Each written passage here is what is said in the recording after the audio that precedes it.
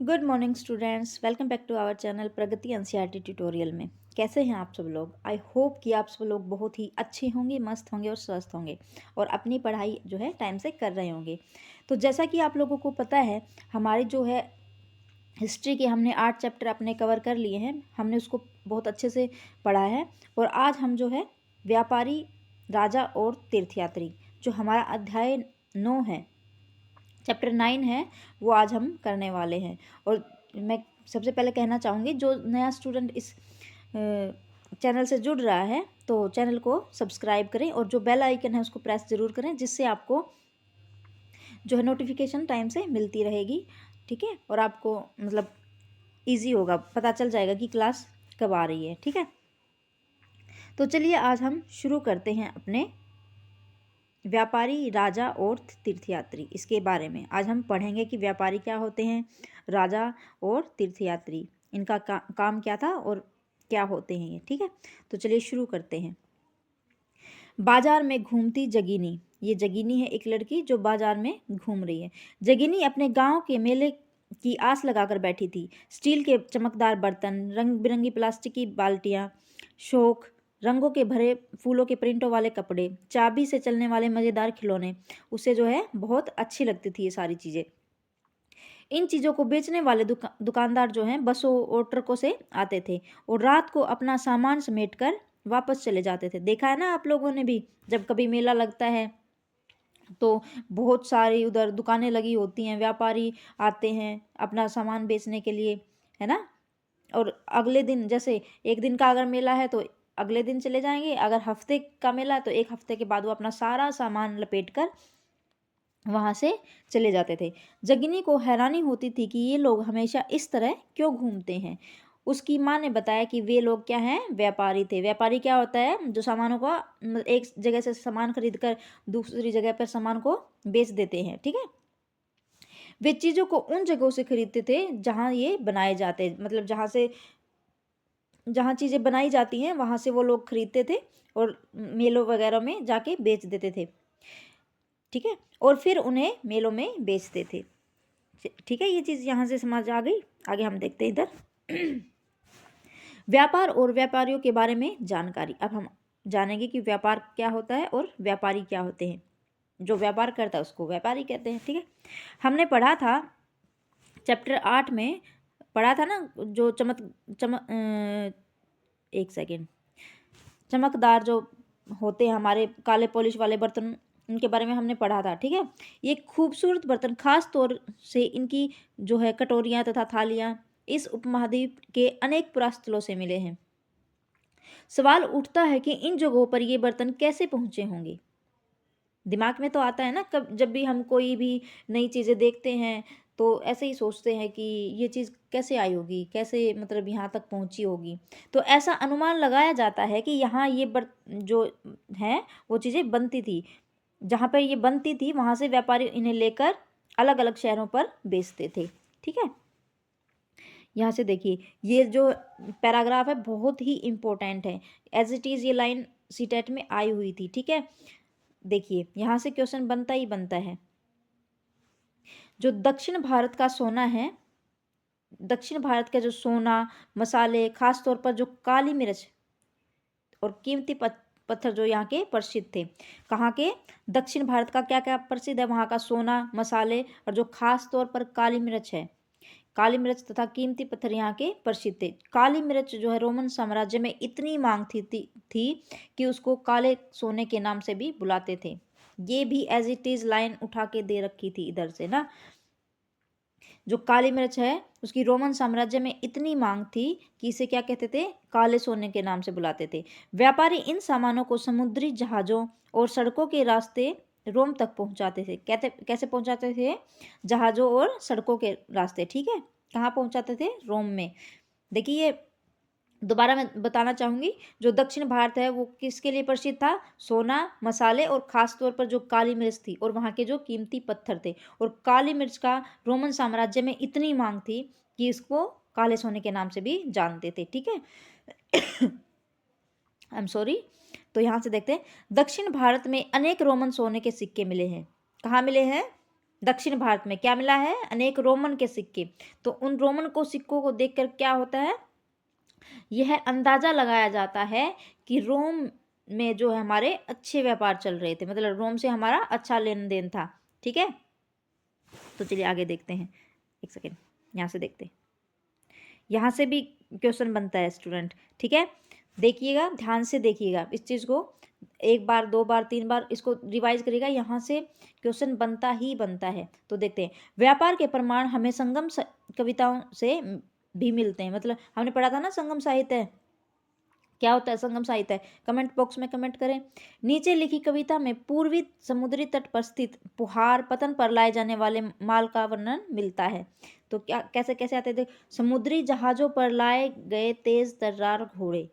ठीक है, समुद्री जहाजों से लाए गए तेज तर्रार घोड़े, गाड़ियों पर काली मिर्च की गठरियाँ। ये एक पोएम के जरिए इन्होंने बताया गया है। ठीक है, इसको जरूर याद रखना। समुद्री जहाज से क्या आए गए? तेज तर्रार घोड़े, ऐसे हम याद रखेंगे। समुद्री जो जहाज होते हैं कैसे चलते हैं? तेज चलते हैं, तो उससे आए हैं तेज तर्रार घोड़े। काली मिर्च पर, गाड़ियों पर जो है काली मिर्च की गठरियाँ। ठीक है, हिमालय से मिले रत्न और सोना। ठीक है, हिमालय से क्या मिला है? रत्न और सोना। दक्षिण की पहाड़ियों से चंदन की लकड़ियाँ। ठीक ठीक है, हिमालय से मिले हैं रत्न और सोना, दक्षिण की पहाड़ियों से क्या मिला है? चंदन की लकड़ी। दक्षिण सागर के मोती, सागर में क्या मिलते हैं? मोती कहाँ मिलते हैं? सागर में। और पूर्व में सागर के मूंगे। दक्षिण सागर से मोती और पूर्वी सागर से मूंगे। ठीक है, गंगा और कावेरी की फसलें, जहाँ पे नदियाँ होंगी वहाँ पे फसल अच्छी होगी, ऐसे हम याद रख सकते हैं। ठीक है, जहाँ पे मतलब नदियाँ होगी, पानी होगा अच्छे से, वहाँ पे सिंचाई के लिए अच्छी साधन उपलब्ध होंगे और फसलें अच्छी होंगी। और श्रीलंका से आए खाद्यान्न। ठीक है, और म्यांमार से बने मिट्टी के बर्तन और दुर्लभ कीमती आयात। तो म्यांमार से मिट्टी, ऐसे हम याद रख लेंगे, मैं से म्यांमार, मैं से मिट्टी, मिट्टी के बर्तन वहाँ से मिले। ठीक है, और जो दुर्लभ कीमती आयात हैं। देखिए स्टूडेंट्स, इसको मैं बार बार रिपीट इसीलिए कर रही हूँ क्योंकि ये बहुत ही इंपॉर्टेंट है, ये क्वेश्चन आएगा ही आएगा। ठीक है, तो देखिए हम एक बार इसको दोबारा से रिवाइज कर लेते हैं। जो समुद्री जहाज़ों से क्या लाए गए हैं? तेज तर्रार घोड़े। समुद्री जहाज़ों से क्या लाए गए? तेज तर्रार घोड़े। गाड़ियों पर काली मिर्च की गठरियाँ। ठीक है, जो गाड़ियाँ हैं उस पर क्या आई? काली मिर्च की जो है गठरियाँ। जैसे गाड़ी, गठरी से याद रख लेंगे हम काली मिर्च की गठरी। ठीक है, हिमालय से मिले रत्न और सोना। हिमालय हमारा है ही, मतलब किसी सोने से कम थोड़ी है। रत्न ऐसे चमचमाता है, वो वहाँ पे बर्फ चमचमाती है, तो इससे हम ऐसे याद रखेंगे। हिमालय से जो क्या मिले हैं? रत्न और सोना। ठीक है, हमारे महादेव जी बोलते हैं ना, उधर ही वास करते हैं हिमालय में, तो ऐसे हम याद करेंगे कि हिमालय से मिले हैं रत्न और सोना। दक्षिण की पहाड़ियों से मिली हैं लकड़ियाँ, चंदन की जो लकड़ी है। ठीक है, दक्षिण की पहाड़ियों से क्या मिला है? चंदन की लकड़ियाँ। दक्षिणी सागर के मोती और पूर्वी सागर के मूंगे, ऐसे हम याद रखेंगे कि सागर में क्या मिलता है? दक्षिण सागर में मोती मिलते हैं, पूर्वी सागर में मूंगे। मोती कहाँ मिलते हैं? पानी में, समुद्र में मिलते हैं। ठीक है, ऐसे हम याद रखेंगे। गंगा और कावेरी की फसलें, जहाँ पे नदियाँ होंगी वहाँ पे फसल अच्छी होगी। गंगा और कावेरी की फसलें। श्रीलंका से आए खाद्यान्न। ठीक है, म्यांमार के बने मिट्टी के बर्तन और दुर्लभ कीमती आयात। जो मैं से म्यांमार हो गया, मिट्टी के बर्तन उधर से मिले। ठीक है, और कीमती आयात। एक सेकेंड, तो यहाँ से शुरू करते हैं। व्यापारियों ने कई समुद्री रास्ते खोजे हैं। ठीक है, तो व्यापार अगर वो करने जाते थे इधर उधर, तो उनको रास्ता, मतलब वो निकल जाते थे ऐसे ही, लेकिन अपने आप ही वो रास्ता वहाँ से किसी भी देश में किसी भी जगह पे जाके मिल जाता था, तो उस इसी जरिए जो है रास्तों की खोज हो जाती थी। इनमें से कुछ समुद्र के किनारे चलते थे, कुछ अरब सागर और बंगाल की खाड़ी पार करते थे। कुछ जो है समुद्र के किनारे चलते थे और कुछ अरब सागर और बंगाल की खाड़ी के मतलब को पार करते हुए थे। नाविक मानसूनी हवा का फायदा उठाकर अपनी यात्रा पूरी जल्दी ही पूरी कर लेते थे। ठीक है, जो नाविक किसका फायदा उठाते थे? मानसूनी हवा का। ठीक है, और अपनी जो यात्रा जल्दी पूरी कर लेते थे। वे अफ्रीका या अरब के पूर्वी तट से इस उपमहाद्वीप के पश्चिमी तट पर पहुंचना चाहते थे। जो अफ्रीका है, अफ्रीका या अरब के पूर्वी तट से कहाँ पहुंचना चाहते थे? हमारे पश्चिमी तट तक। ठीक है। तो दक्षिणी पश्चिमी मानसून के साथ चलना उन्हें पसंद करते थे। इन लंबी यात्राओं के लिए मजबूत जहाज़ों का निर्माण किया जाता था, ठीक है, क्योंकि हवाएं ज़्यादा तेज चलेंगी तो नाव जो है टूट सकती है, तो वो अच्छे मतलब जहाज़ों का निर्माण करते थे।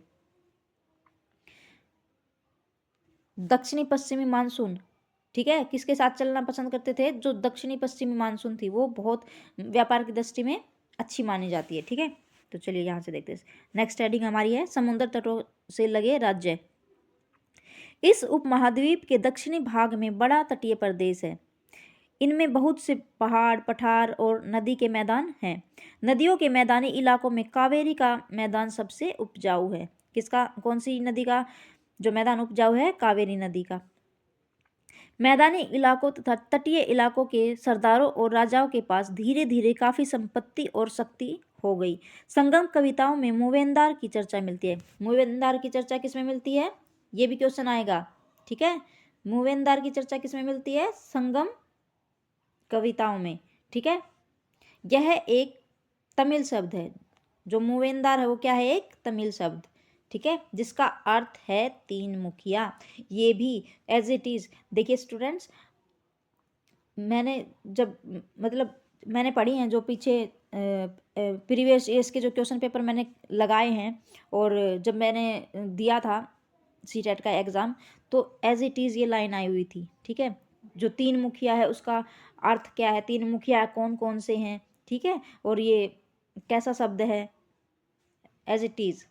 तो इसको हम इग्नोर नहीं करेंगे, अच्छे से लर्न करेंगे, ठीक है। जो मैं आपको बार बार रिपीट करवा रही ना, देखिए बहुत आसान चीज़ें हैं ये।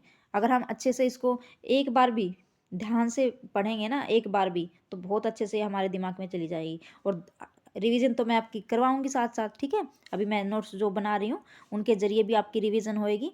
और मैं एक बार सोच रही हूँ कि जो हमारी न्यू NCERT आई है, जो तीनों बुक्स को एक साथ मर्ज करके बनाया गया है, इनके बाद मैं एक वो भी मतलब वो वाली NCERT भी एक बार कवर कर लूँ। बाकी उसमें कोई खास बदलाव नहीं है। मैंने उनको उसको पढ़ा था तो उसमें ज़्यादा बदलाव नहीं है, वो सिर्फ मर्ज कर दी गई है। जो तीनों बुक्स हमारी ये इसमें दिखाई गई हैं अलग अलग, हिस्ट्री की, ज्योग्राफी की और जो पॉलिटी की है, उन तीनों को एक बुक में ही मर्ज कर दिया गया है, ठीक है। तो मैं सोच रही हूँ एक बार अगर उसमें कई बार बच्चों का ये रहता है ना कि न्यू NCERT, बाकी उसके कंटेंट में कोई ज़्यादा फर्क नहीं है, पर मैं एक बार देखती हूँ, अगर टाइम रहा तो मैं इसको ज़रूर करवा दूँगी, ठीक है। तो देखिए इसको दोबारा से एक बार देखते हैं, ठीक है। देखिए जो संगम कविताओं में है मूवेंदार की चर्चा मिलती है। मूवेंदार की चर्चा किस में मिलती है? संगम कविताओं में। यह एक तमिल शब्द है। कैसा शब्द है? जो मूवेंदार है कैसा शब्द है? तमिल शब्द है। इसका अर्थ क्या है? तीन मुखिया। चोल चेर जो पांडे, हम आगे पढ़ेंगे, तीन मुखिया, ठीक है। यहाँ से देखते हैं, इसका प्रयोग तीन शासक परिवारों के मुखिया के लिए किया गया है। ये कौन कौन से थे? चोल, चेर और पांड्या, ठीक है। तीन शासक कौन कौन से थे? चोल, चेर और पांड्या, जो मूवेंदार का मतलब है, ठीक है, मूवेंदार का, और किससे है? तमिल शब्द से, ठीक है। तो यहाँ से देखते हैं, जो करीब 2300 साल पहले दक्षिण भारत में काफ़ी शक्तिशाली माने जाते थे, ठीक है। 2300 साल पहले जो दक्षिण भारत के सबसे शक्तिशाली शासक कौन से माने जाते थे?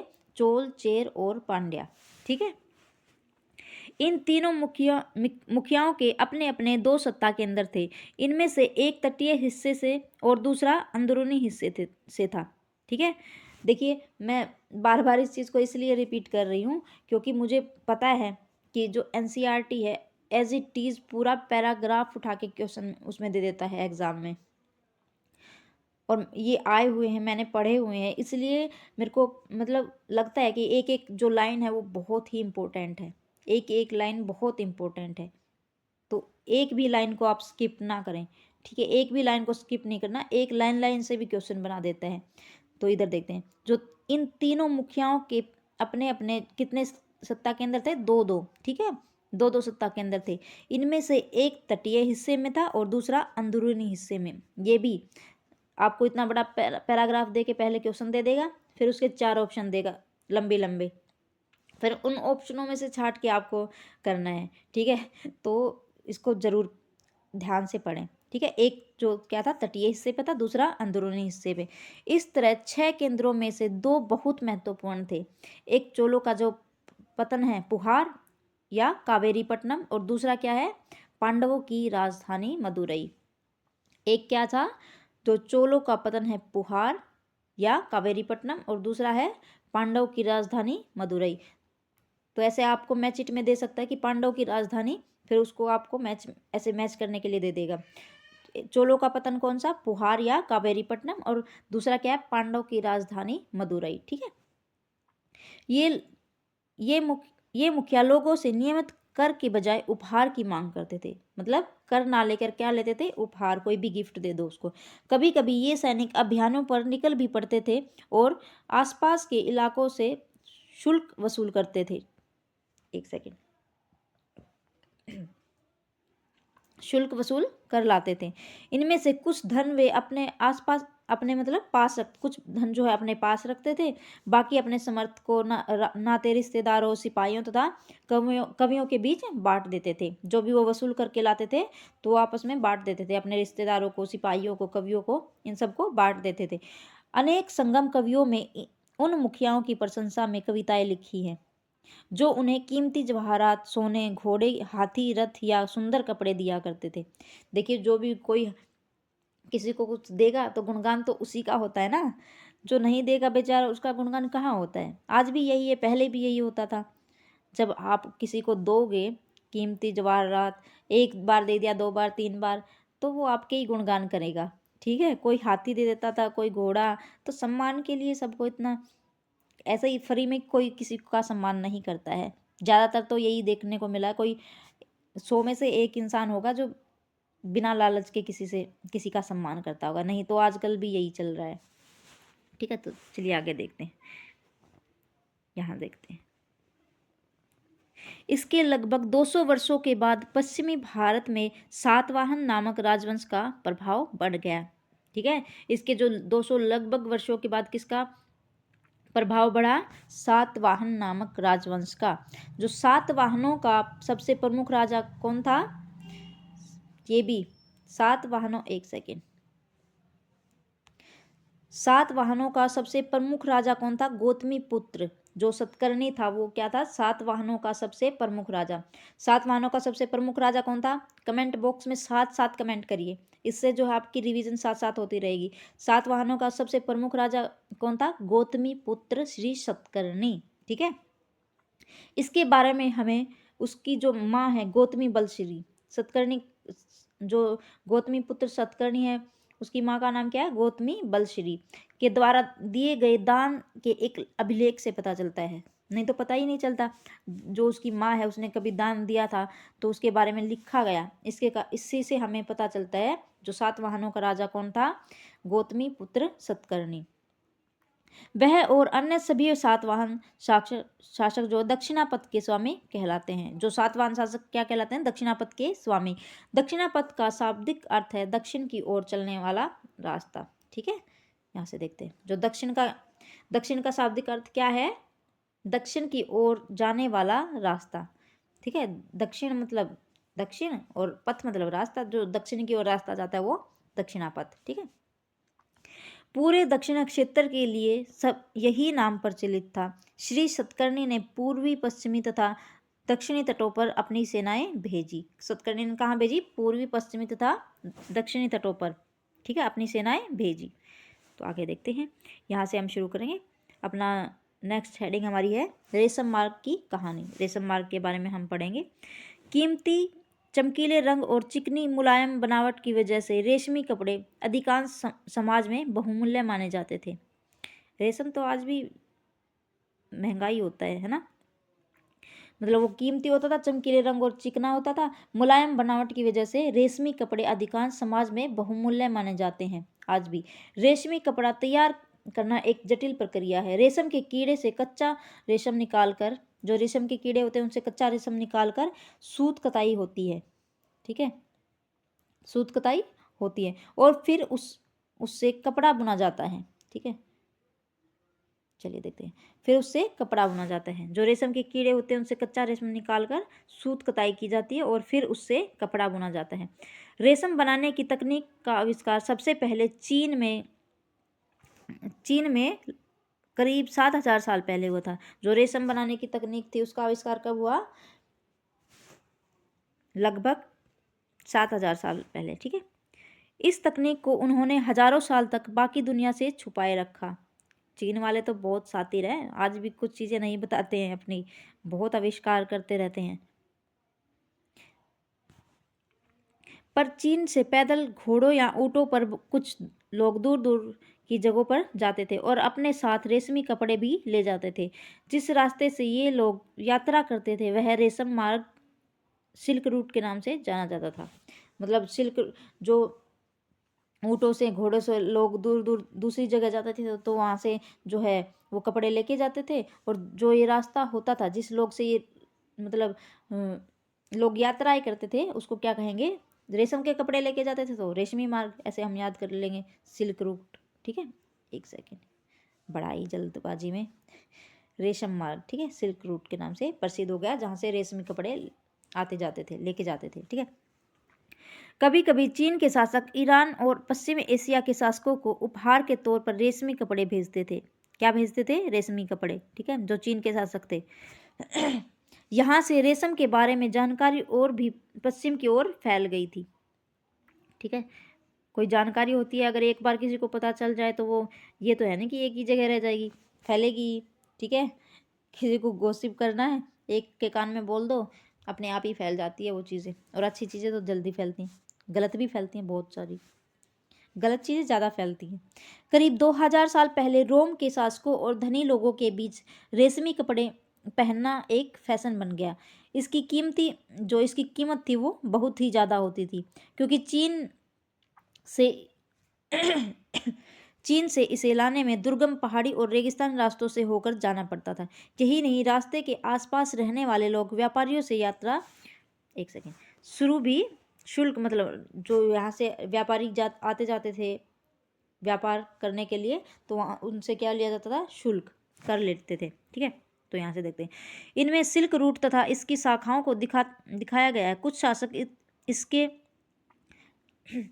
शासक इसके बड़े बड़े हिस्सों पर अपना नियंत्रण करना चाहते थे, क्योंकि इस रास्ते पर यात्रा कर, एक सेकेंड, आई एम सॉरी, आज पता नहीं क्या हो रहा है गले में।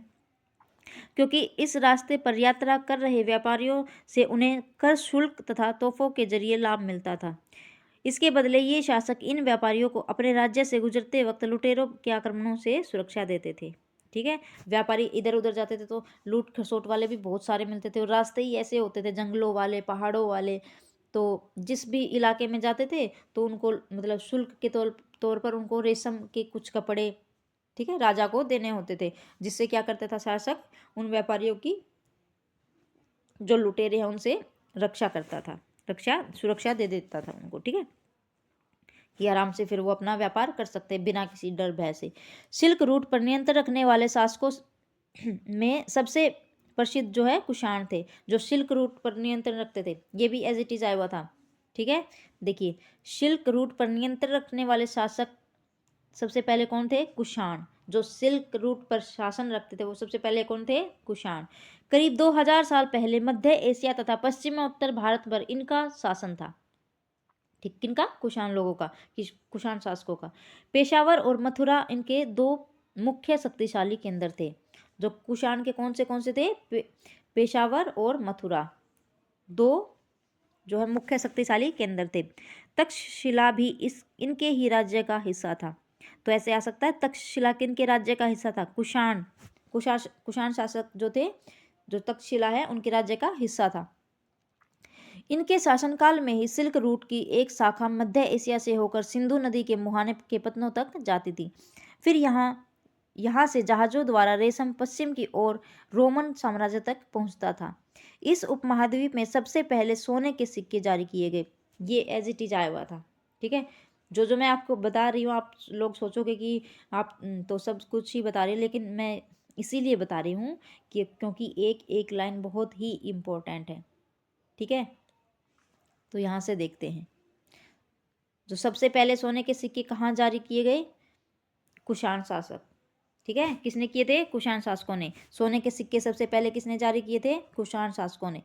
सिल्क रूट पर यात्रा करने वाले व्यापारी इनका प्रयोग किया करते थे। जो सिल्क रूट है उन पर आने जाने वाले जो व्यापारी थे वो क्या करते थे? जो ये सिक्के थे, सोने के सिक्के, इनका उपयोग करते थे, ठीक है। तो चलिए देखते हैं आगे, ये क्वेश्चन किया गया है इधर। आगे हम पढ़ेंगे अपने बौद्ध धर्म के बारे में। बौद्ध धर्म के बारे में हमने ऊपर भी पढ़ा था कि बौद्ध जो भगवान गौतम बुद्ध है उन्होंने कैसे ज्ञान की प्राप्ति की थी, ठीक है। कौन से पेड़ के नीचे उनको ज्ञान की प्राप्ति हुई थी? बताइए, कमेंट बॉक्स में कमेंट करिए, बताइए अगर आप साथ साथ पढ़ते आ रहे। और जो भी नया स्टूडेंट इस वीडियो से जुड़ रहा है और उसने पीछे वाली जो क्लासेस नहीं देखी हैं तो प्लीज़ जाइए और पहले उन चैप्टर्स को पढ़ के आइए, ठीक है। तब मतलब जो आगे की चीज़ें, ये एक दूसरा चैप्टर एक दूसरे से ही रिलेटेड है, ठीक है, एक दूसरे से रिलेट करता हुआ बनाया गया है, तभी आगे बढ़ते जाएंगे हम। पहले जाइए, जो प्लेलिस्ट में जाएंगे आप, मैंने हर एक सब्जेक्ट की प्लेलिस्ट बना रखी है, ज्योग्राफी की भी, हिस्ट्री की और पॉलिटी की। जो नया स्टूडेंट इस वीडियो से जुड़ रहा है तो जाके एक बार उसको ज़रूर देखें, तब आगे की चीज़ें अच्छे से समझ आएंगी, ठीक है। हमने जैसे अब आया बौद्ध धर्म के बारे में, तो बौद्ध धर्म के बारे में हमने वहाँ पे पढ़ा था कि बौद्ध धर्म जो भगवान बुद्ध हैं उन्होंने कौन से पेड़ के नीचे ज्ञान की प्राप्ति की, ठीक है। और उन्होंने सबसे पहला अपना जो उपदेश है वो कहाँ दिया, ज्ञान की प्राप्ति कहाँ की? जो बोध गया में, पीपल के पेड़ के नीचे। बोध गया कहाँ है? बिहार में, ठीक है। और उन्होंने सबसे पहले अपना उपदेश कहाँ दिया था? बताइए, कमेंट बॉक्स में कमेंट करिए, कहाँ दिया था? सारनाथ, ठीक है। तो चलिए देखते हैं बौद्ध धर्म का प्रसार। कुषाणों का सबसे प्रसिद्ध राजा कौन था? कनिष्क। कुषाणों का सबसे प्रसिद्ध राजा कौन था? कनिष्क। उसने करीब 1900 साल पहले शासन किया था। उसने कब शासन किया? 1900 साल पहले। उसने एक बौद्ध परिषद का गठन किया, ठीक है। किसने? कुषाण के जो राजा थे कनिष्क, उसने जो है एक बौद्ध परिषद का गठन किया, जिससे एकत्रित होकर विद्वान महत्वपूर्ण विषयों पर चर्चा विमर्श करते थे। बुद्ध की जीवनी, बुद्ध चरित्र के रचनाकार कवि अश्वघोष कनिष्क के दरबार कवि थे। देखिए, ये यहाँ से भी जो बुद्ध की जीवनी है, किसने? बुद्ध चरित्र किसने लिखी? अश्वघोष ने। और जो अश्वघोष था किसका दरबारी कवि था? बताइए, कनिष्क का। अश्वघोष किसका दरबारी कवि था? कनिष्क का, ठीक है। और जो बुद्ध की जीवनी है, बुद्ध चरित्र, उसके रचनाकार कौन है? अश्वघोष, ठीक है। कनिष्क के जो दरबार कवि थे कौन थे? अश्वघोष। और जो बुद्ध चरित्र की रचना भी किसने की? अश्वघोष ने, ठीक है। अश्वघोष तथा अन्य बौद्ध विद्वानों ने अब संस्कृत में लिखना शुरू कर दिया था, ठीक है। एक सेकेंड, ओहो, तो चलिए इधर से देखते हैं। यहाँ पे ये जो मूर्ति दिखाई गई है उसके बारे में बताया गया है। यहाँ एक वृक्ष और उसके नीचे के खाली आसन को देखो, यहाँ पे दिखाया गया है, देखो, ठीक है। मूर्तिकारों ने यह बताने के लिए खुदाई करके यह मूर्ति बनाई कि बुद्ध को ज्ञान की प्राप्ति इसी वृक्ष के नीचे बैठकर हुआ था। देखो ये इधर, ठीक है। मूर्तिकारों ने बनाई, ये वृक्ष है पीपल का, और उसके नीचे शासन बना दिया। तो यहाँ से देखते हैं, इस समय बौद्ध धर्म की नई धारा जो है महायान का विकास हुआ, ठीक है। किसका विकास हुआ? महायान का। इसकी दो मुख्य विशेषताएं थी। पहले, मूर्तियों में बुद्ध की उपस्थिति सिर्फ उसके संकेतों के माध्यम से दर्शाई जाती थी। कैसे दर्शाई जाती थी? ऐसे बताया जाता था, संकेत दिया जाता था कि जो बुद्ध ने सबसे पहले ज्ञान की प्राप्ति कहाँ की? एक पीपल का वृक्ष बना दिया, संकेत दे दिया कि पीपल के वृक्ष के नीचे, ठीक है। और जैसे उन्होंने अपना जो उपदेश है वो कहाँ दिया? सबसे पहले सारनाथ में। ऐसे मतलब संकेतों के माध्यम से बनाई जाती थी। पहले मूर्ति प्रतिमाएं नहीं थी, ठीक है। सबसे पहले क्या हुआ था? और इसका एक सेकेंड, ठीक है। तो संकेतों के माध्यम से बताई जाती थी। मिसाल के तौर पर उनकी निर्वाण प्राप्ति को पीपल के पेड़ की मूर्ति द्वारा दर्शाया जाता था, ठीक है। अब बुद्ध की प्रतिमाएं बनाई जाने लगी। अब तो प्रतिमाएं हैं ना, इनमें से अधिकांश मथुरा में, तो कुछ तक्षशिला में बनाई जाने लगी, ठीक है। कहाँ पे? मथुरा और तक्षशिला, ठीक है। तो चलिए इधर देखते हैं। दूसरा परिवर्तन, बोधिसत्व में आकर एक सेकेंड, जो दूसरा परिवर्तन है वो बोधिसत्व में आस्था को लेकर आया। ठीक है, बोधिसत्व उन्हें कहते हैं जो ज्ञान प्राप्ति के बाद एकांतवास करते हुए ध्यान साधना कर सकते हैं। ठीक है, ये भी देख लेते हैं इधर से। बोधिसत्व किसको कहते हैं बताइए? जो ज्ञान प्राप्ति के बाद जो है एकांतवास करते हुए ध्यान साधना कर सकते थे, जो मतलब एकांतवास में ध्यान साधना कर सकते थे, उनको क्या कहेंगे? बोधिसत्व। ठीक है, लेकिन ऐसा करने के बजाय वे लोगों को शिक्षा देने और मदद करने के लिए सांसारिक परिवेशों में ही अपना मतलब रहना ठीक समझने लगे। धीरे धीरे बोधिसत्व की पूजा काफ़ी लोकप्रिय हो गई और पूरे मध्य एशिया, चीन और बाद में तो कोरिया और जापान तक भी फैल गई थी। ठीक है, आगे देखते हैं। बौद्ध धर्म का प्रसार पश्चिम और दक्षिण भारत में हुआ, जहाँ बौद्ध भिक्षुओं के रहने के लिए पहाड़ों में दर्जनों गुफाएं खोदी गई। और उन गुफाओं को क्या कहा गया था? ऊपर पढ़ा था ना हमने चैप्टर में, बताइए। जिनमें जो ये बौद्ध भिक्षु विश्राम करते थे उनको क्या कहा गया? बताइए, कमेंट बॉक्स में कमेंट करिए जल्दी, साथ साथ देखती हूँ आप लोगों ने कितना पढ़ा है अच्छे से। इनमें से कुछ गुफाएं राजा और रानियों के आदेश पर बनाई गई तो कुछ व्यापारियों तथा कृषकों द्वारा। इनमें से ज़्यादातर गुफाएं पश्चिमी घाट के दर्रों के पास बनाई गई। कहाँ बनाई गई? पश्चिमी घाट के दर्रों पर। दक्कन के शहरों और तटों के समृद्ध बंदरगाहों और इन्हें जोड़ने वाली सड़कें भी इन्हीं दर्रों से होकर गुजरती थी। ऐसा लगता है कि यात्रा करने वाले व्यापारी इन गुफाओं वाले मठों में विश्राम के लिए रुकते थे। बताइए, जहाँ पे वो विश्राम के लिए रुकते थे उनको क्या कहा आपने कमेंट किया? बताइए, क्या कहते थे? विहार। ठीक है, तो यहाँ से देखते ये मूर्ति के बारे में बताया गया है। मथुरा में बनी बुद्ध की एक प्रतिमा। ठीक है, और इधर दिखाया गया है तक्षशिला में बनी बुद्ध की एक मतलब प्रतिमा जो है। इसके बीच में समानताएं बताएं। ठीक है, तो यहाँ से देखते हैं। बौद्ध धर्म दक्षिण पूर्व की ओर श्रीलंका, म्यांमार, थाईलैंड तथा इंडोनेशिया सहित दक्षिण पूर्वी एशिया के अन्य भागों में भी फैला है। ठीक है, तो अगर स्टूडेंट्स आपको ये वीडियो अच्छी लग रही है तो वीडियो प्लीज़ लाइक करें और चैनल को सब्सक्राइब करें, जो भी नया स्टूडेंट इससे जुड़ रहा है। ठीक है, हम जो है अपने अभी सीटेट में बहुत टाइम बाकी है, हम बहुत अच्छे से आपकी तैयारी करवाएंगे। ठीक है, जो हमारे एसएसटी में हमारे जो है 50+ नंबर हम लेके आएंगे अगर आप मेरा साथ दोगे। साथ कैसे देना है? आपको पढ़ना है। ठीक है, आपको पढ़ना है अच्छे से। जो मैं पढ़ा रही हूँ उसको वीडियो को बिना स्किप करे देखना है। ये नहीं कि आपने थोड़ा स्किप कर दिया या इसको आप 2x पर ऐसे देख रहे हैं। स्पीड बढ़ा के भी नहीं देखना है। स्पीड तब बढ़ाई जाती है जब हमने एक बार चैप्टर को अच्छे से पढ़ लिया है। जब हम दोबारा रिवीजन के लिए पढ़ते हैं तब स्पीड बढ़ाकर देखा जाता है, लेकिन पहली बार जब हम देखेंगे तो अच्छे से इस वीडियो को अच्छे से देखेंगे, एक एक लाइन को अच्छे से पढ़ेंगे और जब मैं नोट्स करवाऊंगी उसको भी देखेंगे। ठीक है, और फिर हम प्रीवियस ईयर्स के क्वेश्चन पेपर करेंगे। बहुत अच्छे से मैं आपकी तैयारी करवाऊंगी, आप मेरा साथ ऐसे ही देते रहना बस। ठीक है, तो चलिए देखते हैं आगे। थेरवाद नामक बौद्ध धर्म का आंतरिक रूप इन क्षेत्रों में कहीं अधिक प्रचलित है। कौन सा? थेरवाद नामक बौद्ध। ठीक है, तो ये देखिए कार्ले की गुफा दिखाई गई है जो कहाँ है? महाराष्ट्र में। कार्ले की गुफा कहाँ है? महाराष्ट्र। इन चित्रों से भी क्वेश्चन बना देगा, ऑप्शन में आपको दे देगा कार्ले की गुफा कहाँ है? महाराष्ट्र। ठीक है, तो इधर देखते हैं। तीर्थयात्रियों, एक सेकेंड, तीर्थयात्रियों की जिज्ञासा। हमारी जो नेक्स्ट हेडिंग है तीर्थयात्रियों की जिज्ञासा।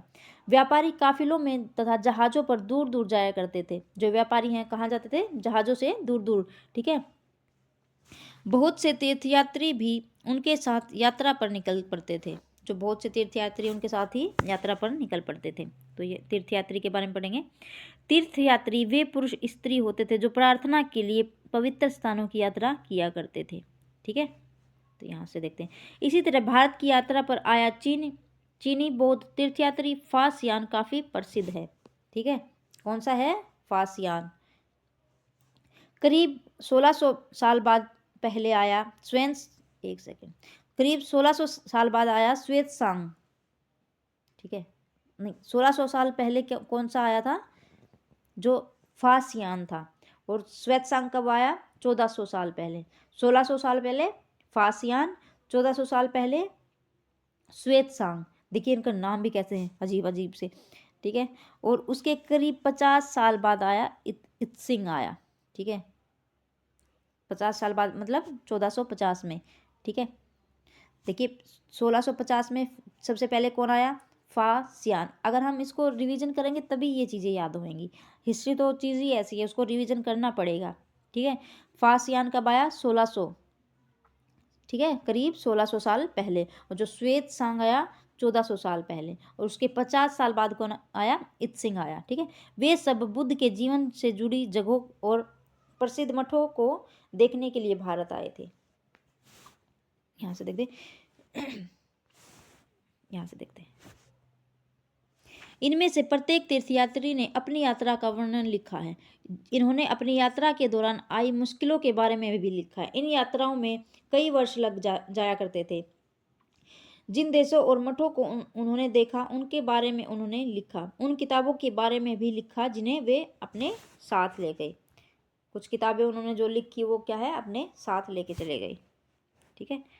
तो यहाँ पे फासियान के बारे में लिखा गया है कि वो भारत मतलब चीन वापस कैसे लौटा। चलो एक बार पढ़ लेते हैं इसको भी। जो फासियान ने अपने, एक सेकेंड इसको थोड़ा बड़ा कर लेते हैं, आ जाएगा। फासियान ने अपने घर जो चीन वापस लौटने के लिए अपनी यात्रा बंगाल से शुरू की। कहाँ से, बंगाल से। वह व्यापारियों के एक जहाज पर चढ़ा। मुश्किल से वे 2-3 दिन चल पाए थे और एक समुद्री तूफान में फंस गए। व्यापारी अपने जहाज को डूबने से बचाने के लिए उसमें से अपने माल को फेंककर जहाज को हल्का करने की कोशिश कर रहे थे। फासियान ने भी अपने सामान को फेंक दिया, पर अपनी उन पांडुलिपियों और बुद्ध की मूर्तियों को नहीं फेंका जिन्हें अपनी मतलब वो भारत की यात्रा के दौरान संकलित की थी। मतलब भारत से जो चीज़ें उसने इकट्ठी की थी, कुछ बुद्ध की प्रतिमाएं, कुछ पांडुलिपियां, वो भारत से ले गया, हमारे भारत से चीन में ले गया, ठीक है। अंततः 13 दिनों के बाद आंधी रुकी। उसने समुद्र का वर्णन इस प्रकार किया, मतलब इस बारे में बता रहा था कि मैं जब भी भारत से अपने घर जा रहा था चीन की यात्रा करने के लिए, और उसने जो बंगाल से वो यात्रा शुरू की, तो एक तूफान में वो समुद्र के तूफान में फंस गए। और जो वहाँ जो व्यापारी था जो जहाज चला रहा था, वो अपने जहाज को डूबने से बचाने के लिए उसने जो अपने जहाज में सामान रखा था उसमें पानी में फेंकना शुरू कर दिया। लेकिन जो फासियान था उसने कुछ चीज़ तो फेंक दी, कुछ सामान उसने फेंक दिया जो उसको लगा कि ये काम का नहीं है। लेकिन जो हमारे यहाँ से वो बुद्ध की पांडुलिपियाँ और बुद्ध की जो कुछ मूर्तियाँ लेके गया था उनको उसने नहीं फेंका, ठीक है। और 13 दिन के बाद जो है आंधी रुकी। इस प्रकार उसने मतलब अपने बारे में बताया है। तो यहाँ से देखते हैं, समुद्र असीम है। सूर्य, चांद और तारों की गति को देखकर बिना यह पता लगाए, मतलब यह पता लगाना असंभव है कि पूर्व किधर है और पश्चिम किधर है, ठीक है। मतलब अगर ये चीज़ें नहीं दिखेंगी, कुछ भी नहीं दिखेगा, तो पता लगाना मुश्किल ही है, असंभव है कि कौन सी उत्तर कौन सी पूर्व। अगर बरसात और अंधेरा हो तो जहाज को हवा की रुख में लाने के लिए के अलावा कोई और चारा नहीं है। मतलब जहाज हवा के रुख से ही चलती है ना, जहाँ पे जिस साइड हवा चल पड़ी जहाज भी उस तरफ मुड़ गया। जावा पहुँचने में 90 दिन से भी ज़्यादा समय लगा। देखिए वहाँ वह 5 महीने के लिए रुका। इसके बाद दूसरे व्यापारी जहाज में चढ़कर चीन पहुँचे। मतलब दूसरे जहाज में चढ़कर वो चीन पहुँच गया। देखिए क्वेश्चन किया गया है, फासियान द्वारा तय किए गए रास्ते को ढूंढो और बताओ कि फासियान अपनी पांडुलिपि और मूर्ति क्यों नहीं फेंकना चाहिए। भाई उसमें ज्ञान था, ऐसी काम काम की चीज़ें लिखी हुई थी पांडुलिपियों में जो हमारे भारत से वो वहाँ पे लेके चला गया, ठीक है। स्वान-सांग भूमार्ग से उत्तर पश्चिम की ओर मध्य एशिया होकर चीन वापस लौटा। कहाँ से, उत्तर पश्चिम और मध्य एशिया होकर चीन वापस लौटा। उसने सोने, चांदी और चंदन की लकड़ी की बनी बुद्ध की मूर्तियां तथा 600 से ज़्यादा पांडुलिपियां एकत्रित की। इन्हें वह लगभग 200 घोड़ों पर लाद कर ले गया। देखिए बताइए, मेरे को लगता है तभी चीन हमसे थोड़ा सा इस चीज़ में आगे है। जो हमारी अच्छी चीज़ें थी उसमें क्या क्या चीज़ें लिखी हुई थी, काम की चीज़ें, उनको वो ले गए हैं, ठीक है।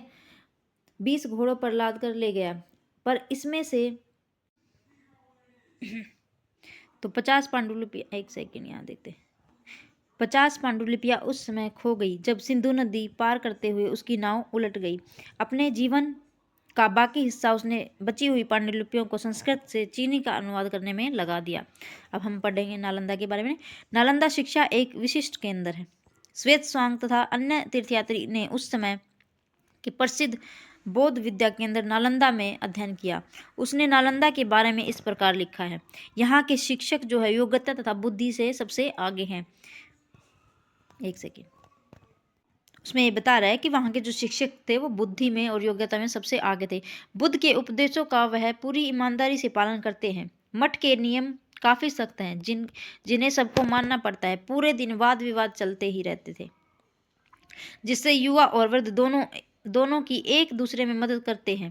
विभिन्न शहरों में विद्यमान लोग अपनी शंकाएं दूर करने यहाँ जाते हैं। नए आगंतुकों से पहले द्वारपाल भी कठिन प्रश्न पूछते हैं। उन्हें अंदर जाने की अनुमति तभी मिलती है जब वे द्वारपाल को सही उत्तर दे देते हैं। मतलब जब द्वारपाल को सही उत्तर देंगे तभी उसको अंदर जाने की अनुमति मिलेगी। किसके अंदर? जो नालंदा विश्वविद्यालय है। 10 में से 7-8 सही उत्तर ही दे पाता था। मतलब पूरे उत्तर तो कोई भी नहीं दे पाता था। ठीक है,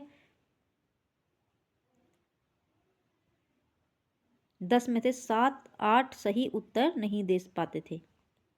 यहाँ से शुरू करते हैं भक्ति की शुरुआत। एक सेकेंड। इन्हीं दिन देवी देवताओं की पूजन का प्रचलन भी शुरू हुआ। बाद में हिंदू धर्म की यह प्रमुख पहचान बन गई। इनमें शिव, विष्णु और दुर्गा जैसे देवी देवताएं शामिल थे। इन देवी देवताओं की पूजा भक्ति परंपरा के माध्यम से की जाती थी। भक्ति उस समय काफी लोकप्रिय परंपरा बन गई। किसी देवी या देवता के प्रति श्रद्धा को ही भक्ति कहा जाता था। ठीक है, जो देवी देवता के प्रति श्रद्धा भक्ति रखते थे उनको भक्ति कहते थे। भक्ति का पथ जो है सबके लिए खुला था, चाहे वह धनी हो या गरीब, ऊंची जाति का हो या नीची जाति का, स्त्री हो या पुरुष। ठीक है, ये यहाँ चित्र दिखा गया। वराह के रूप में विष्णु, एरन मध्य की यह शानदार मूर्तिकला के वराह के रूप में दिखा, ये भी आया हुआ था। वराह के रूप में जो विष्णु का चित्र कहाँ दिखाया गया था? मध्य प्रदेश में। ठीक है, पुराणों के अनुसार जल में डूबी पृथ्वी को बचाने के लिए विष्णु के ने वराह रूप धारण किया। यहाँ पृथ्वी को एक स्त्री के रूप में मतलब पृथ्वी को किसके रूप में दिखा गया? स्त्री के रूप में। ठीक है, तो यहाँ से देखते हैं भक्ति मार्ग की चर्चा हिंदुओं के पवित्र ग्रंथ भगवत गीता में की गई है। ठीक है, भगवत गीता महाभारत का एक हिस्सा है। इसमें भगवान श्री कृष्ण अपने भक्तों और मित्र अर्जुन को सभी धर्मों को छोड़कर उनकी शरण में आने का उपदेश देते हैं, क्योंकि केवल कृष्ण ही अर्जुन को सारी बुराइयों से मुक्ति दिला सकते हैं। पूजा का यह रूप धीरे धीरे देश के विभिन्न हिस्सों में फैल गया था। उधर मथुरा वृंदावन साइड तो बहुत है ना अपना अभी भी। भक्ति मार्ग अपनाने वाले लोग आडंबर के साथ पूजा पाठ करने के बजाय ईश्वर के प्रति लगन और व्यक्तिगत पूजा में जोर देते थे। भक्ति मार्ग अपनाने वालों का यह मानना है कि अगर अपने आराध्य देवी या देवता की सच्चे मन से पूजा की जाए तो वह उसी रूप में दर्शन देंगे, मतलब जिस रूप में हम सोचेंगे। ठीक है, देखिए यहाँ पे भी ईश्वर तो एक ही है, अल्लाह ताला जो भी है एक ही है, वाहेगुरु एक ही है, ये चीज़ तो एक ही है। लेकिन हर किसी ने जो है अपना अपना धर्म बना रखा है तो वो एक ही चीज़ ना, जिसने हम सबको बनाया हुआ है। किसी ने उसको देखा तक भी नहीं है ना, है तो वो एक ही शक्ति, लेकिन इंसानों ने अपने धर्म के अकॉर्डिंग, ठीक है, उसको अलग अलग जो है नाम दे दिया गया है। वो उसी के अकॉर्डिंग जो है हम जो लोगों को दर्शन देंगे, उसी के हम सोचते हैं तो उसी के रूप में जो है दर्शन देते हैं, जिसमें भक्त उसे देखना चाहता है। मतलब जो भी भक्त, कोई भगवान राम को मानता है, कोई कृष्ण को मानता है, कोई महादेव जी को मानता है, तो मतलब जिस चीज़ में हम सोचेंगे, जिस रूप में हम सोचेंगे, वो उसी रूप में हमें दर्शन देता है। इसलिए आराध्या देवी या देवता मानव के रूप में भी हो सकते हैं, या फिर सिंह, पेड़ या अन्य किसी के रूप में। जैसे जैसे विचार को समाज द्वारा स्वीकृति मिलती है, कलाकार देवी देवताओं को की एक से बढ़कर एक खूबसूरत मूर्ति तैयार होती हैं। ठीक है, तो यहाँ से देखते हैं भक्ति का मतलब, भक्ति भज शब्द से बना हुआ है। भक्ति किससे बना हुआ है? एक सेकेंड। जो भक्ति हमारा है किससे बना है? भज शब्द से। भज शब्द का अर्थ क्या है? विभाजित करना या हिस्सेदारी होता है। ठीक है, जिसका अर्थ क्या होता है? विभाजित करना या हिस्सेदारी। इसका अर्थ यह भी है कि भक्ति भगवान को और भक्त के बीच की परस्पर अंतरंग संबंध है। ठीक है, इसका एक अर्थ क्या है, भगवान और भक्त के बीच जो परस्पर संबंध है। भक्ति भगवत या भगवान के प्रति झुकाव है। भगवत का अर्थ यह भी है कि जो अपने ऐश्वर्य तथा सुख को भक्तों के साथ बांटता है। ठीक है, यानी भक्त या भगवत अपने देवी देवता के भग का हिस्सेदार होता है। तो इसमें एक यही है कि जो भज शब्द है इसका अर्थ क्या है, विभाजित करना और हिस्सेदारी। भक्ति जो भगवान और भक्ति के बीच का परस्पर संबंध है। ठीक है, यहाँ से देखते हैं, एक भक्त द्वारा लिखी गई एक कविता। ये एक कविता है, इतनी इम्पोर्टेंट नहीं है, यहाँ से इतना इम्पोर्टेंट नहीं है। यहाँ से देखते हैं, देवी देवता का विशेष सम्मान होता था, इसलिए विशेष जगहों पर ही उनकी मूर्तियों को रखा जाता था। इन स्थानों को ही मंदिर कहते थे। हम आगे पढ़ेंगे इसके बारे में। भक्ति परंपरा ने चित्रकला, शिल्पकला और स्थापत्य कला के माध्यम से अभिव्यक्ति की प्रेरणा दी है। ठीक है, कोई चित्र के माध्यम से, कोई शिल्प के माध्यम से, कोई कविताओं के माध्यम से। हिंदू शब्द इंडिया शब्द की तरह सिंधु या इंडस से निकला है। जो हिंदू शब्द है किससे निकला है, इंडिया शब्द की तरह जो है सिंधु या इंडस से ही निकला है। यह शब्द अरबों तथा ईरानियों द्वारा उन लोगों के लिए उपयोग किया जाता था जो सिंधु नदी के पूर्व में रहते थे। यही शब्द उनके धार्मिक विश्वास तथा सांस्कृतिक परंपराओं के लिए प्रयुक्त होता था। ठीक है, देखिए हमारा चैप्टर खत्म होने वाला है, 69 में एक बार पढ़ लेते हैं। करीब 2000 साल पहले पश्चिमी एशिया में ईसाई धर्म का उदय हुआ। कितने साल पहले, 2000 साल पहले पश्चिमी एशिया में ईसाई धर्म का उदय हुआ। ईसा मसीह का जन्म बैथलेहम में हुआ। ईसा मसीह का जन्म कहाँ हुआ, बैथलेहम, ये भी आ सकता है। ईसा मसीह का जन्म कहाँ हुआ, बैथलेहम में। उसका यह रोमन साम्राज्य का हिस्सा था। जो उस समय क्या था, रोमन साम्राज्य का हिस्सा कौन था, बैथलेहम। ईसा मसीह ने स्वयं को ही इस संसार का उद्धारक बताया। उन्होंने दूसरों को प्यार देने और उसी तरह दूसरों पर विश्वास करने का उपदेश दिया। जिस तरह हर व्यक्ति दूसरों से प्यार और विश्वास की उम्मीद करता है, बाइबल में ईसा मसीह के उपदेश की बात लिखी है। यहाँ इसका एक अंश दिया गया है। धन्य है वे लोग जो धर्म और न्याय के लिए भूखे प्यासे रहते हैं, उनकी कामनाएं पूरी होंगी। मतलब एक तरीके से एक पोएम दी गई है। ईसा मसीह के उपदेश साधारण लोगों को बहुत पसंद आए और धीरे धीरे यह पश्चिमी एशिया, अफ्रीका तथा यूरोप में फैल गए। ईसा मसीह की मृत्यु के 100 सालों के अंदर ही भारतीय उपमहाद्वीप के पश्चिमी तट पर पहले ईसाई धर्म प्रचारक पश्चिमी एशिया में आए। तो यहाँ से देखते हैं, केरल के ईसाइयों को, यहाँ से एक सेकेंड, क्या कहते थे, सीरियाई ईसाई। जो केरल के ईसाई उनको क्या कहते हैं, सीरियाई ईसाई, क्योंकि संभवतः वे पश्चिम एशियाई में से आए थे। वे विश्व के सबसे पुराने ईसाइयों में से एक है। तो सबसे पुराने ईसाइयों में से कौन है, सीरियाई ईसाई। कहाँ पे, केरल में। ठीक है, तो चलिए स्टूडेंट्स, हमारा जो आज का ये चैप्टर था वो ख़त्म होता है। ठीक है, अब हम मिलेंगे अपनी ज्योग्राफी की क्लास में। और जो भी स्टूडेंट इस चैनल से नया जुड़ रहा है तो इसको सब्सक्राइब करें और बेल आइकन को प्रेस करें, जिससे आपको नोटिफिकेशन मिलती रहेंगी। अगर आपको ये वीडियो अच्छी लगे तो वीडियो को लाइक ज़रूर करें। ठीक है, होता कुछ नहीं है, बस एक मोटिवेशन हमें मिलता है कि जिससे पता चलता है कि भाई लोगों को हमारी जो है बातें हैं जो समझ आ रही हैं, पढ़ाई समझ आ रही है। और धीरे धीरे मैं आपके लिए नोट्स जो तैयार करें वो भी मैं आपको प्रोवाइड करने वाली हूँ। ठीक है, और साथ साथ अपना रिवीजन करते रहें। अभी बहुत टाइम, हम बहुत अच्छे से अपना सीटेट करेंगे। ठीक है, चलिए ठीक है।